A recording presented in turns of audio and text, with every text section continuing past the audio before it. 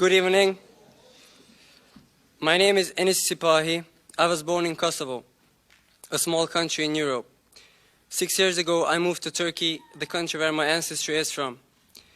I lived there for 5 years, and then I came here. There's nothing much I can tell you about myself, and I'm not going to burn your time talking about how great this year was or emphasize stuff just to make ourselves feel special. It's not that I know a lot, but I'm only going to express some of my thoughts to you. I'm also going to refrain from giving any kind of motivational speech because the meaning of the word success has changed.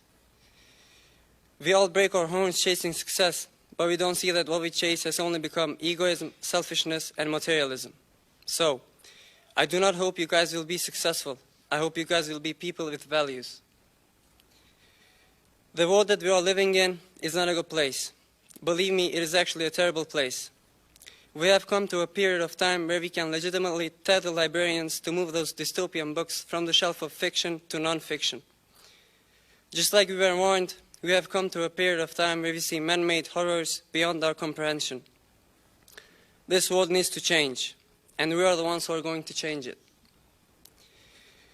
One of our more significant problems is money. I'm tired of hearing them say, if you are smart, you will get rich. This is foolish.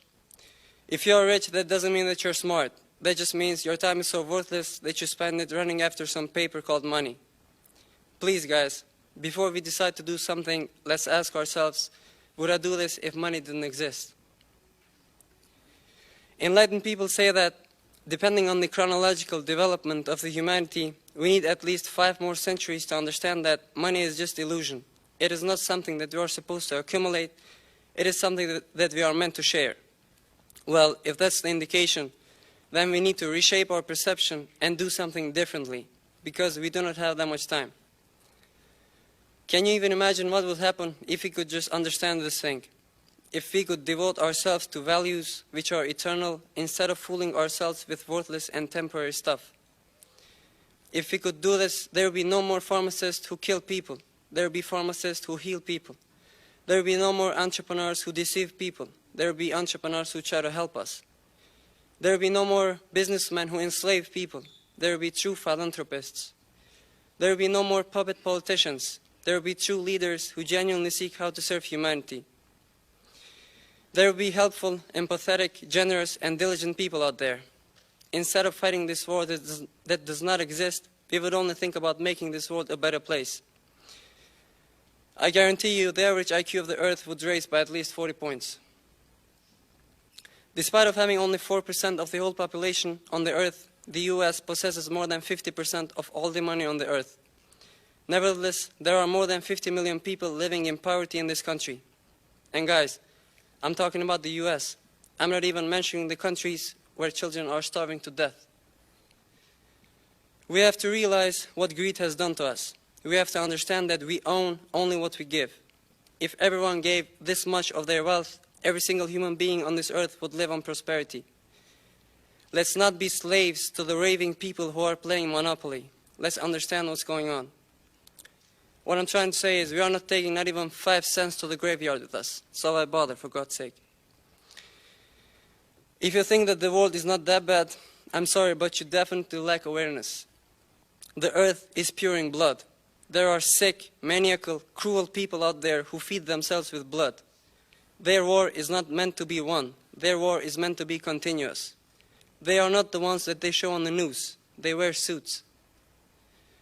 There is literally a war going on in front of our eyes. Why are we ignoring this?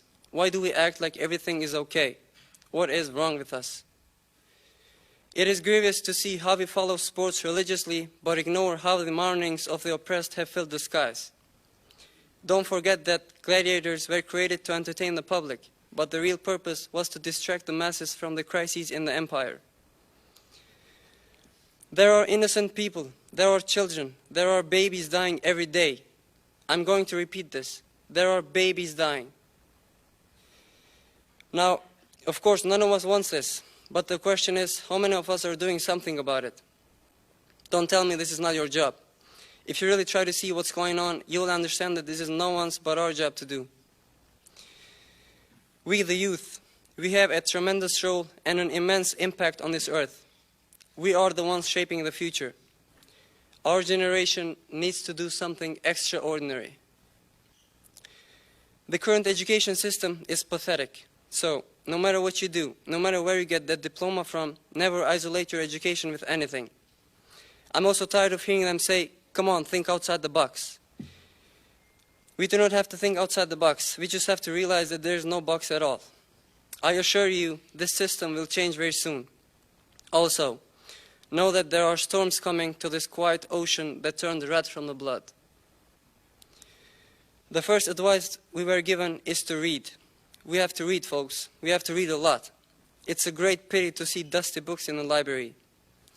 The only way to find ourselves is to search, and we search by learning. So tell me, how can a soul live if it's never found?